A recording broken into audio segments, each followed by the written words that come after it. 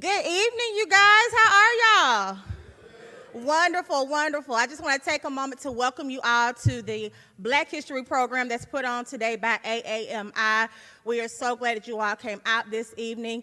We hope that you learn a lot. We have a dynamic speaker that is here today, and I hope that you all leave here with some amazing jewels, which I know that you will.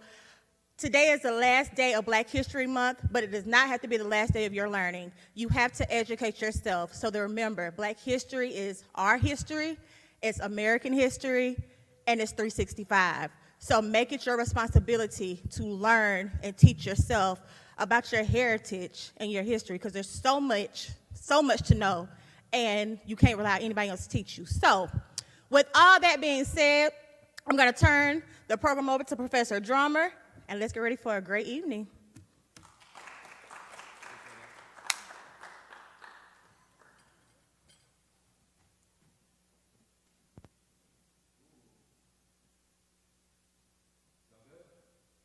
Mic check. Y'all good? Hey, I really appreciate y'all filling up this space with no coercion. Y'all really did that really well. I know y'all don't like me like right now. Y'all don't like me right now. But I promise you, I have no doubt that the speaker that we have here tonight, y'all appreciate being closer to the fire rather than sitting in the back getting a little chilly. All right? So we're going to go ahead and proceed with the presentation.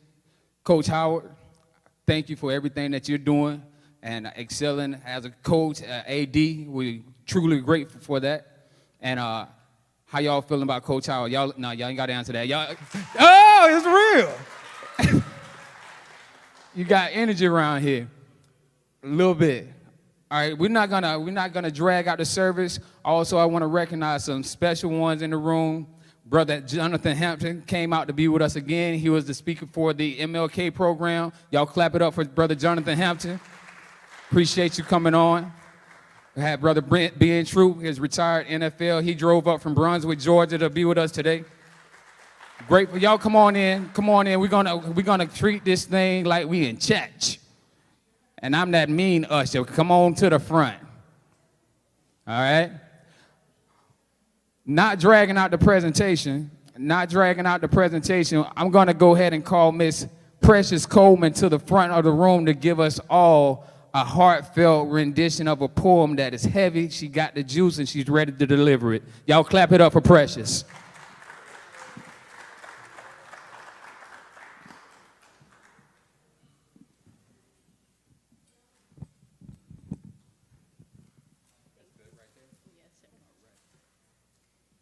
The title of this poem is called You So Black. You so black, you so black. When you smile, the stars come out. You so black, when you born, the God come out black as night. Black when it's wrong and black when it's right. Black is pyramids in mathematics. Black is melanized in magic. Black is televised in the need of drastic. Black advancement, black enhances, black with chances, black with privilege, black with pride. Black on purpose, on the black hand side. Black and beautiful, black and blessed and highly favored, praise the Lord, black and blessed. Black and so much more. Black and nothing less. Black and educated. Black is brilliant, black is strong, black is resilient, black is sown, black is infinite, like hip-hop or space. Black is grace, black is love, black make babies, black babies grow up, black is tough. Black is hard to do. Black is me, black is you. Black is not something we get to choose, but it is something we get to cherish. It's something we get to wear and we get to rock this with honor. I'm black like my granddaddy and my great-great-great-grandmama. Black is that lift every voice and sing. Black is that letting your freedom ring and resound. Black is adjective, adverb, color, and noun. You so black. Ooh, you so black. When you smile, the stars come out. Baby, you so black when you born, the God come out. Thank you.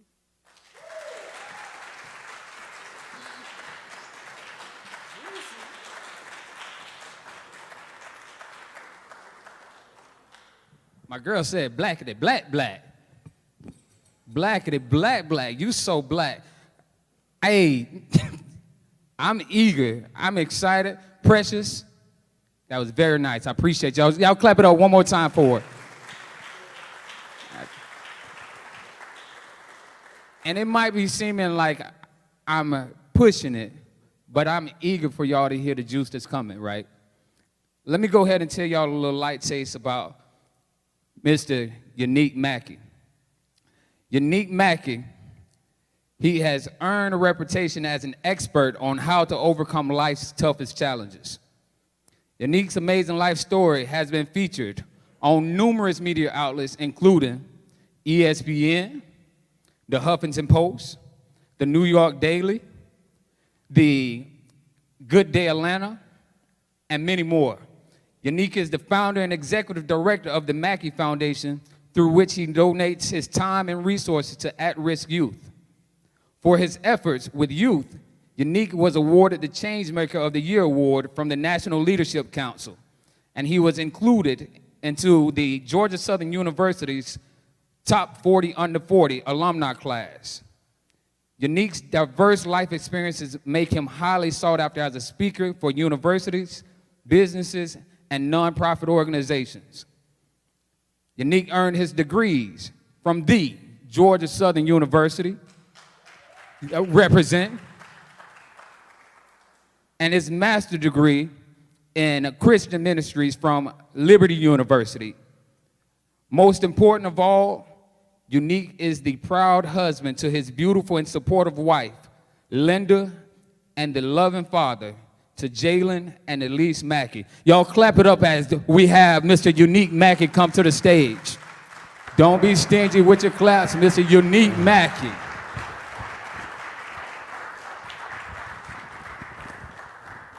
I appreciate that, my brother. Yeah, so excited to be here with y'all. I want to first thank you for your time. I know as young college students, y'all have a lot of different things pulling on you, and I don't want you to think I take your presence here lightly. I'm not one of those speakers that tries to make it seem like they got everything right, and that is the reason that they're successful. As a matter of fact, I did everything wrong, and it's through my faults that I have figured out what purpose looks like. So I want to encourage you not to look at your past, but to look at your presence and make sure that you understand that it is through embracing your pain, you will find purpose. Life is hard. We're born broken. Being black, being a young man, being a young woman, you're born disadvantaged. But what I've realized is that it is my pain, it is my pressure, it is the problems that I grow through that really make me who I am. I will remember like it was yesterday, going up to the front of a Zaxby's restaurant, about to go in and order my favorite wings and things combo, teriyaki wings, extra Zax sauce. And I'm standing at the front of this Zaxby's restaurant, and I look and I see an all-black Ford Excursion pull in through the drive-thru. Now that's not odd because cars are supposed to go in through the drive-thru, but what was odd was nobody was rolling down their window to place an order. Now the windows on this all-black Ford Excursion were tinted so dark I couldn't see in it, but I knew whoever was in that truck was staring at me. And if I'm being honest, at this point in my life, I made a lot of negative and nasty decisions. And so I didn't know if it was going to be my last day on earth. So I just stood at the front of this Zaxby's restaurant and I prepared for the worst. Before I knew it, 4 men hopped out of that truck and one of them put a gun to my face and all I heard was, "Yannik, get down." It was the ATF. ATF stands for Alcohol, Tobacco, and Firearms. They're a federal agency. I don't know if you knew this or not, but it's not a good thing if you're on a first name basis with a federal agency. They literally threw me on the ground. They put handcuffs on my ankles, handcuffs on my wrists, and they threw me into the back of that all-black Ford Excursion, and they took me to federal prison. My life didn't start out that way, I grew up in Atlanta. I don't know how many of you all are from Atlanta. Anyone from Atlanta in the building? Shout out to the A. My father worked for Delta Airlines. Many of you all know Hartsfield International Airport, largest airport in the United States. I was born in College Park, so he was just a few minutes from where he needed to be every single day. My father made over 6 figures in the early 80s. He was a brilliant man. He graduated summa cum laude with a master's degree in international communication. Because he spoke so many different languages, he would fly to different areas across the country, setting up Delta's international flight program. If you've ever flown international, you are a beneficiary of some of my father's hard work. And so my life couldn't have been any better growing up. My father, because of the amount of money he made, my mother did not have to work outside of the home. Her focus were her kids. I loved sports growing up, basketball and soccer. My sister took jazz, ballet, dance classes. She loved classical piano. Our life was as good as life could get. But things started to change around the age of 10 for me. I'll never forget going into the hospital one day. My mom was sick, and she was going to have to stay in the hospital for what the doctors were saying was a lengthy stay. And my father said he wouldn't be able to take care of my sister and I by himself because of his corporate obligations. So we were going to have to stay with family and friends in Memphis, Tennessee. So my sister and I went to Memphis for about 6 months before we saw mom and dad again. I remember dad calling us saying that they were coming back into town because mom had gotten out the hospital. So obviously we were super excited about mom and dad coming to Memphis to pick us up because we were going to get to go back to Atlanta. Life was going to go back to normal for us. So dad came in town, mom came in town, and it was like old times. We played Monopoly, we went to the movies. It was great. We were watching The Fresh Prince of Bel-Air. My dad comes into the den where we're watching TV, and he says, "Yannik, Chantal, I need to speak with you." So we look up because a commercial was on, said, "Dad, what do you have to say?" He said, "No, it's serious. I need you to follow me into the bedroom." So at that point, my heart starts to beat kind of fast because I'm like, what's so serious that dad would interrupt the Fresh Prince? I'm like, what's going on? So I'm thinking mom and dad are about to get a divorce. I knew things weren't always right in the home. Mom and dad would argue. I'd hear these arguments. I'm thinking, mom and dad are about to split up. That's the real reason they sent us to Memphis. But when I walked into the bedroom, mom was already crying and dad had not even opened up his mouth. So I'm thinking, man, is it something more serious than a divorce? And so my heart's really racing now. And so I sit down on the edge of the bed, and I will never forget Dad's words. He looked at me as if I was the only one in the room, and he touched me on the shoulder, and he said, "Yannik, your mother and I have an HIV virus, and there's no cure." I was only 11 then, and I really didn't know what HIV was. So I said, "Dad, how do you get HIV?" He said, "Yannik, I had an extramarital affair, contracted HIV, and unknowingly gave it to your mom." At the age of 11, my father goes from the man that I looked up to, the man that I wanted to be like, to a potential murderer in my eyes. Dad, how do you put your family and your future in jeopardy? At the age of 11, my life changed forever.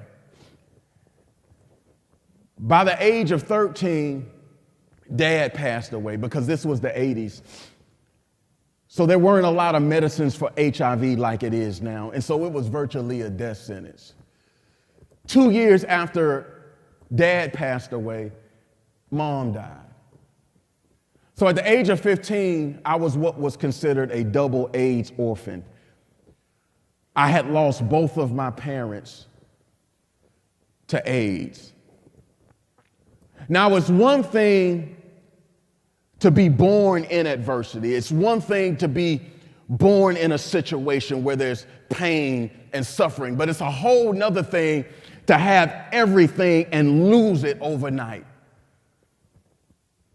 Felt like my mom was playing tricks on me. I went from an all A and B student to barely making it through school. Angry, frustrated, aggravated, agitated with life and the hand that I was dealt. The reason I share that with you is because I know you can identify. You may not have lost both your parents to AIDS, but you have lost something. You may not have suffered through the same level of disappointment that I have, but you have been disappointed at some point in your life. There has been something that you have gone through, something that you have faced, and if you were being honest and open, you didn't know if you were going to make it through it. And so when pain and pressure hits, most of the time, we enter into what's called survival mode. Now, survival mode is the point in place where you're not really sure if you're going to make it. And the reason I love to talk about purpose is because if you are going to have purpose in your life, there is going to be a point to where you're going to have to face pain. There's going to be a point in your life where you're not sure whether or not you're going to have what it takes to come out on top. Everybody say purpose. See, purpose means pain. Purpose means pressure. You don't get to purpose unless you learn how to endure pressure. Most championship teams don't win without going through some trials and tribulations. Most CEOs don't make $1 billion without going broke first. We love to celebrate purpose, but the people that are most successful in life are not just the people that celebrate purpose, but it's the people who embrace pain and learn how to navigate through suffering and turn survival mode into success. Everybody say purpose under pressure. When you learn how to endure life's pressures, that's when purpose comes. You don't get to purpose without equipping yourself with the tools that you need to be successful. And I believe that it's pain that teaches you how to handle purpose. I want y'all to read this with me on 3. 1, 2, 3. Survival mode, a negative response to pressure that results in decision making that hinders purpose. Everybody say survival mode. Survival mode is what I went into when suffering hit. I don't know what survival mode looks like to you. Survival mode for me looked like surrounding myself with people who were in the same level of pain that I was in. And hurt people hurt people. Survival mode looked like to me being high all day, drunk all night. I knew that the decisions that I was making were not going to lead me to the destiny I was designed for, but sometimes pain makes you make dumb decisions. Sometimes pain and suffering causes us to self-sabotage. It's because we have the wrong perspective of pain, and we try to self-medicate. We try to escape pain versus embracing pain. And what I've learned is that the people that are most successful, the people that we celebrate, the champions of life, the bosses, they don't try to escape pain, they endure it, and they learn to elevate. Here's an interesting interrogative, and it's not rhetorical. What are you going to do when something unexpected hits you on your journey of purpose? I don't know if anybody's ever told you this or not, but you have a purpose. I call it your purpose print. You have a fingerprint. It identifies you. There's no one else with the fingerprint that you have. Well, you also have a purpose print. There's nobody with the mindset that you have. There's nobody with the same perspective that you have. There's nobody that's been raised where you were raised, with the parents that you were raised with the unique amalgamation of gifts and talents. You have a purpose print on your life. There's something that you can do that nobody else can do. There's something that you bring to the table that's unique. And I believe pain draws out the purpose print. Pain is your passport. When you get a passport, it does two things. It certifies your identification, meaning for you to get a passport and to travel international, you have to show up to the post office with ID to certify you are who you say you are.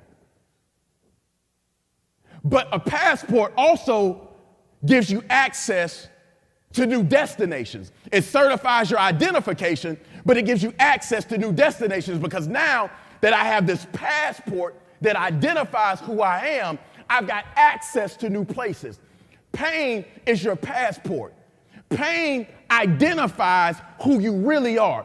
It's easy for people to say that they're tough. It's easy for people to act as if they've got it all together. It's easy for people to act like they're going to be successful. But let me encourage you. Pain shows you who you are when it's easy just to say it. Talk is cheap. And once your identification is certified, you get access to new destinations. The reason I believe pain is a part of our purpose journey is because it helps you to learn who you really are, what your gifts are, what your growth opportunities are. It builds resilience. It builds a champion mindset. Everybody say survival mode.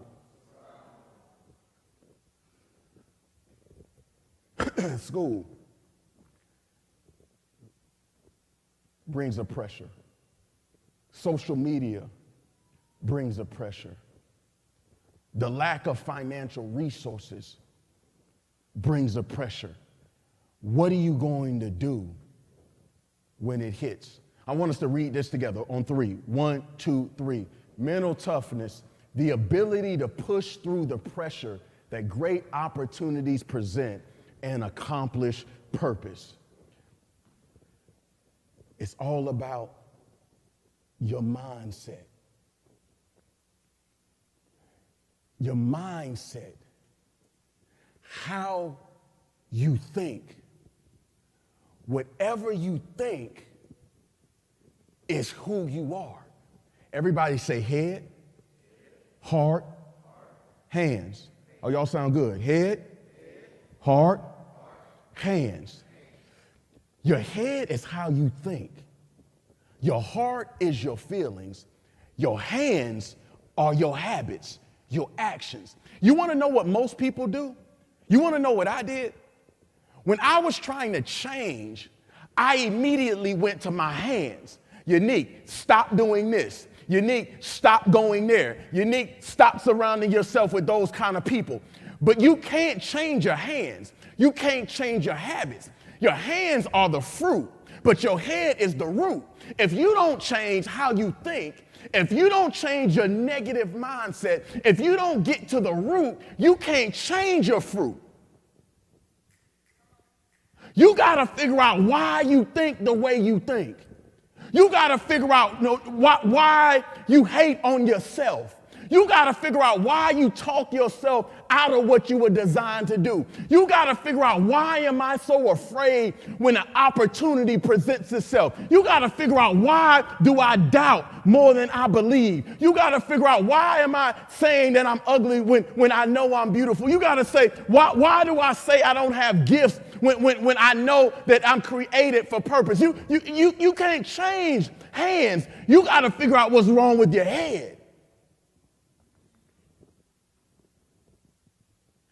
People, I don't like how some people treat young adults, because they'll see you and they'll immediately address your habits. Change that. Don't do that. Don't go there. Nobody want to hear all that. You got to build relationship with people. You've got to earn social equity. And when you start building relationship with people and teach them who they are and help them get over their fears and help them get over their doubts, and you get to the root, they'll change their own fruit.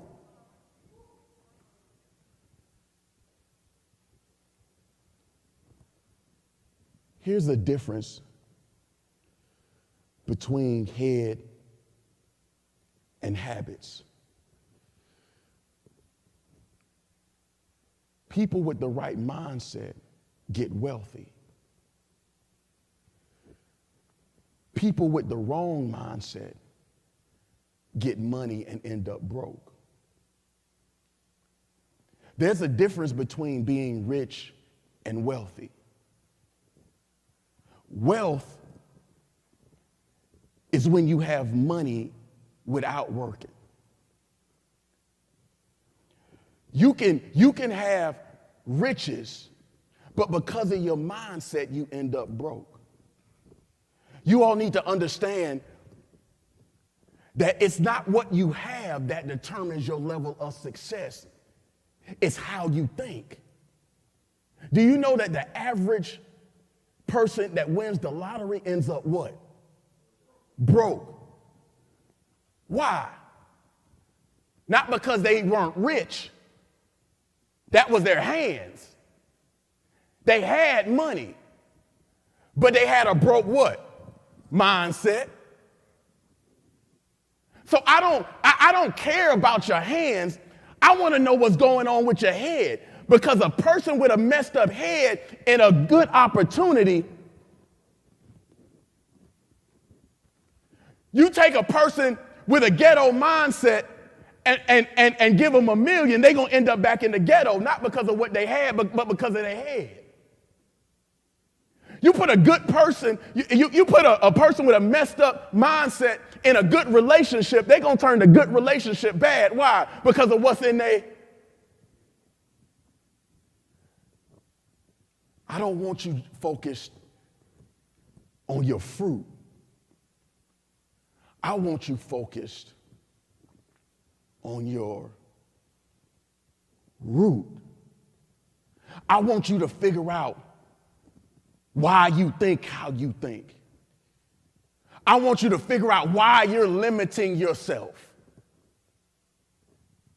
Is it because you're black? Is it because you're a male? Is it because you're a female? Is it because of where you're from? Is it because of the mistakes you made? Here's your assignment. Whatever your goal is, 10x it.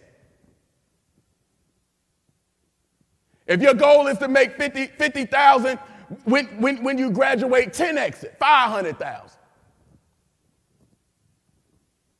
I want you to challenge your mind so you can make it to the levels of success you were designed for. Everybody say mental toughness. That's purpose and passion. When you understand your purpose for life, that's what you do. Passion is why you do it. Here's your homework assignment. I want you to start meditating on purpose, what you do.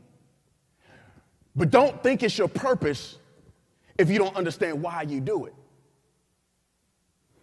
You need purpose, and how you know it's purpose is when there's passion. When you have purpose, you don't need an alarm clock. When you have purpose and you have passion, nobody has to make you do what it is you do. See, when you understand purpose, it helps you push through pain. One of my problems, the reason I ended up in federal prison is because I didn't know what my purpose was. So it was hard for me to go through the pain because I didn't have an incentive. What's your purpose? What would you do without money? Here's how you know it's purpose and it's passion. You don't got to get paid for it. I started a mentor program in Bowen Homes Projects. In that time in Atlanta, it was Zone 4, had the highest murder rate in the city. I was staying in Lawrenceville, Greater Atlanta, driving to the city of Atlanta, about a 45-minute drive. You know how much I got paid to run that mentor program?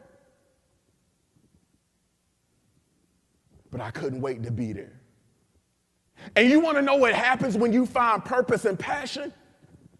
Paychecks follow you. See, we got too many young people talking about, I'm chasing money. Don't chase money. It makes it seem like you can't catch it. You don't chase money. Money chases you. When you find purpose, paychecks chase you. When you have purpose and passion, prosperity chases you. Too many young people have it backwards when it comes to purpose. It's not about the paycheck. It's about the purpose. You have never seen a person with purpose commit suicide. You have never seen a person living in purpose and passion commit suicide. But you see a lot of people with paychecks do it. You see a lot of people with popularity do it. You see a lot of people with 1 million Twitter followers who don't want to live anymore. Why? Because they got the popularity, they got the paycheck, but there was no purpose and passion behind it, and then they're wondering why they're alive. Don't get it twisted. Paychecks are good. You just don't put purpose over it. If you find what you're designed to do, if you start meditating, what's my purpose print? What can I do that nobody else can do? What gets me up in the morning? What gives me joy? You want to know the difference between being joyous and being happy? Happiness is determined by happenings. When you want to be happy, it's contingent on what's going on around you. So your happiness is contingent on what's going on in the economy, what's going on in school, what are my friends doing, what's my homeboys doing, what's up with my boo or my babe. The things going on around you make you happy, but what's going on in you gives you joy. And when you have joy, can't nobody steal it. When you living in purpose and you living in passion, you can push through pain because you understand it's worth it. There's something on the other side of this that I got to endure. I can't quit. Everybody say, I can't quit. There's something on the other side of this pain that's worth it.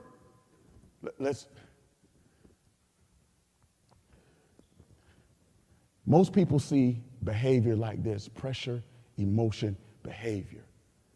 That's not how it is. It's pressure, perspective, emotion, and behavior. If we change our perspective, our mindset, our feelings change. And when our feelings change, our habits change. We've got to change how we look at pain. I love this quote by Muhammad Ali, the GOAT, greatest of all time. He said, when asked by a reporter, it's so good. She said, "How many sit-ups do you do a day, Muhammad?" He said, "I don't count all my sit-ups." She was asking him about his training regimen, how he gets ready for fights. He said, "I don't count all my sit-ups." She said, "Why don't you count all your sit-ups?" He said, "I don't count all my sit-ups because I don't start counting till it starts hurting." In other words, if it's not hurting me, it's probably not helping me. Too many of us want success to come easy. We count what cost us nothing. But if it doesn't cost you something, it's not helping you. If it's not a sacrifice, it's not leading to success. Stop expecting success and purpose and prosperity to come without pain. I want to let you know today, if you don't leave with anything else, remember, if it hurts, it helps. If it's painful, it's probably leading me to purpose. If it costs me something, it's building you. It's testing you. You're not ready for purpose. You're not ready for success until you learn what suffering feels like. People think that being broke is hard. You want to know what's more difficult than being broke? Having money. Do you know what it feels like to wake up with 30, 40 mouths to feed?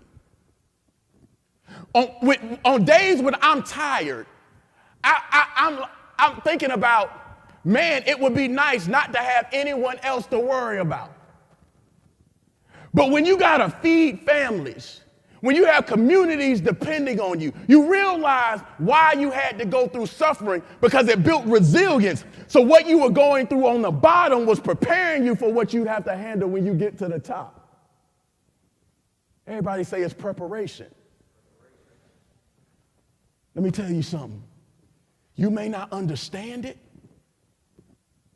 Nobody volunteers for it. But I guarantee you, what you think is breaking you is building you. I know sometimes you're tempted to quit. I know sometimes you tempted to throw in the towel. I know that you're tempted to self-medicate. I know you're tempted to surround yourself with people who you know don't have your best interests at heart. I know that it's challenging. Instagram, TikTok, Snapchat. There's so much going on around you. It's so many distractions. But successful people learn how to navigate distraction because they focused on destiny. Y'all need to focus on destiny. What's your goals? What's success look like for you? And it's bigger than a paycheck. It's about purpose. You could be the first one in your family to graduate. You could be the first entrepreneur in your family. You could be the first one to hit 7 figures.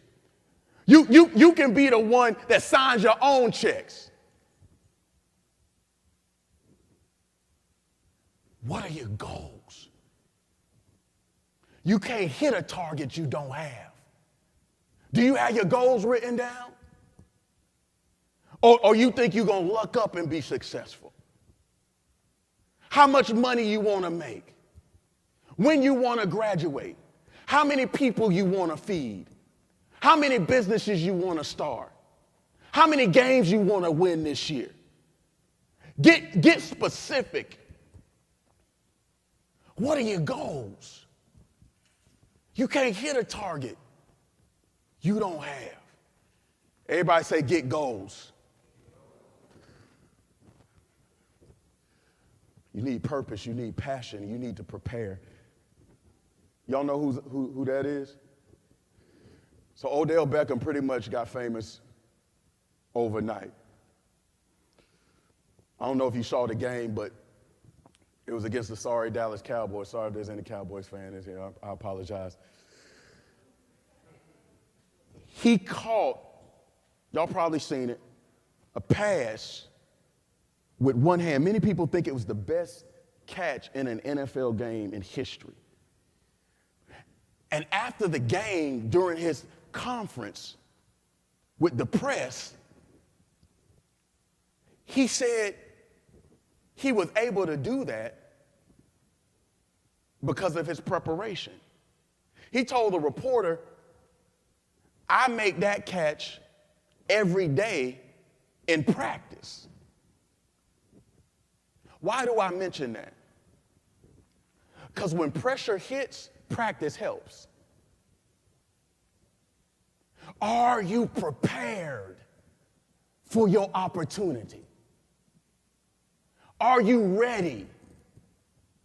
I have a beautiful baby girl. Her name is Yannik McKie. Pray for me. She'll be turning 13 in the next 2 weeks. She's very ambitious, but she's impatient. I remember her first year playing basketball. She kept complaining because she wasn't getting any playing time. I mean, every single game, she would get in the car and she'd have an attitude, Daddy, I'm not getting in. Daddy, I'm not getting in. And I said, baby, just be ready. Practice. She was, I can't remember how old she was, maybe 6, 7, 8, something like that. And then guess what? Her opportunity came. She stole the ball. And you want to know what she did? Shot on the wrong goal. She was so excited about the opportunity.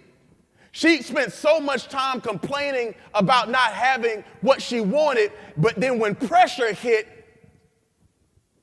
she shot on the wrong goal and had the nerve to say after the game,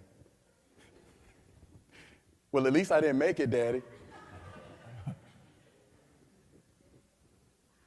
So many of us are complaining, aggravated, agitated, and frustrated with the opportunities that we don't get. But here's the question. Are you prepared? Be ready so you don't have to get ready. Get your money right so when the opportunity for real estate comes, you can cop the crib all cash. Get your mind ready. There was a young man who kept begging. He was like, Yannik, I need a job. Yannik, will you help me get a job? Yannik, can you help me find employment? You want to know what I did? I hooked him up with the interview, and the clown couldn't pass the drug test. Was not prepared for purpose. Y'all been a great crowd. I'm almost done. Here's my last point. How can we push through pain and maximize our potential? I ended up in the back of that all-black Ford Excursion on my way to federal prison, mostly because I didn't understand what purpose was. I didn't understand the perspective I should have about pain. I had no passion for life. And I was surrounding myself with the wrong people. I don't know if you all knew this or not, but according to the ADA, 70,000 people a year die from secondhand smoke. Do y'all know what secondhand smoke is?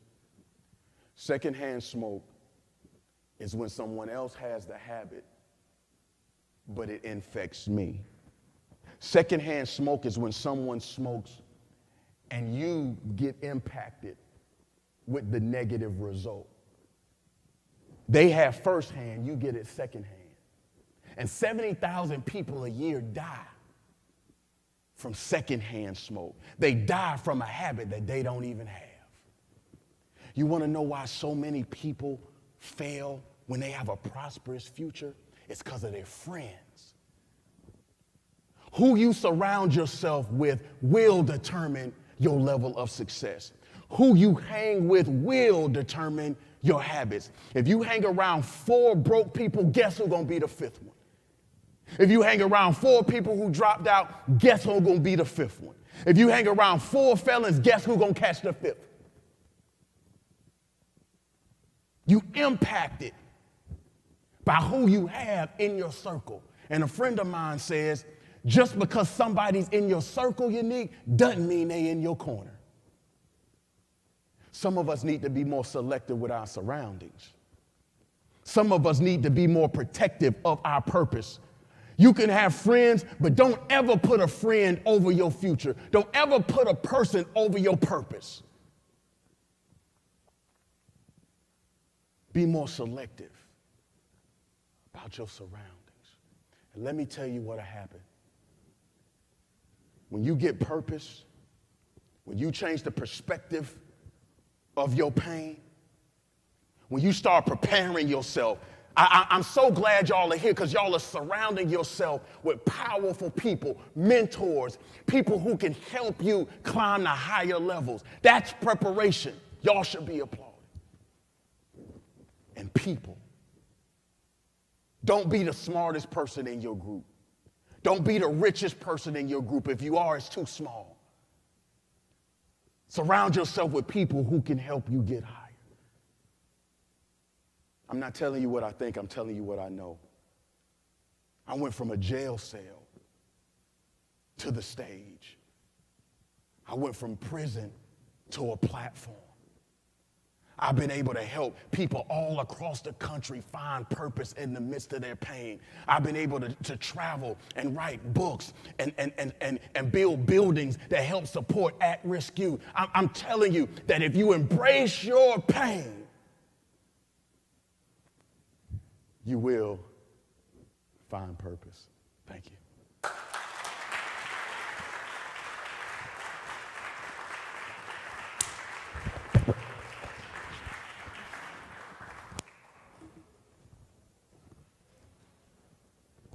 Did he deliver? Did he deliver? Don't y'all be stingy. One more time. That's Mr. Yannik McKie. So I must apologize because I failed in his introduction to also recognize that he is an author, and he did bring copies of his book out, and they're out in the foyer area, and he's available, and I'm sure that he's open to signing books for those of you that are interested. I forgot the price point.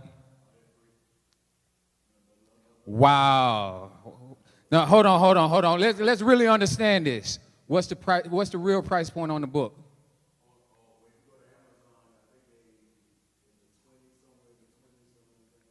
$20 for a book. We got 50 people in the room. Do the math. $20 for a book. He just came in here with a $1,000 product that he gave away just for you to take with you, along with the 10,000, 100,000 worth of product that he left on the stage. Does that make sense? Did we win tonight? We won tonight. We got one more thing we want to do. As the director of AAMI, I want to call D'Angelo Hines to the stage. I want to call LaFrederick Gilchrist and Aaron Penn.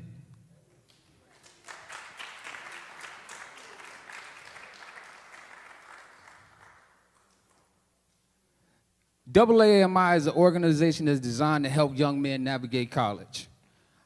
What y'all don't know about East Georgia State College, and y'all go ahead and take center stage. What y'all don't know about at East Georgia State College, and I'm about to reveal a heartbreaking statistic, because it's a continuous statistic that we forever fighting to change. The average GPA for African-American males at this college is sub 2.0. Do y'all understand what that means? That means that the average, you walk in, the average right here, the average one of us is not going to be eligible to come back next semester because the average GPA is sub 2.0. Why do we call these gentlemen to the stage? And I'm going to call Brother McKie back to the stage also. And I'm going to call Brother Jonathan and Brother Ben. Y'all come on the stage. And I want y'all to do me the pleasure of handing these plaques off to these gentlemen. D'Angelo Hines is right there as you're walking up. I want you to stand off right there. Aaron Penn is at the end. LaFrederick is in the middle. And if y'all will, y'all stand behind each of these gentlemen in a space. Reason why we're doing this, because I just told you all that the average GPA for African American males at our institution is below 2.0. These gentlemen have 4.0s.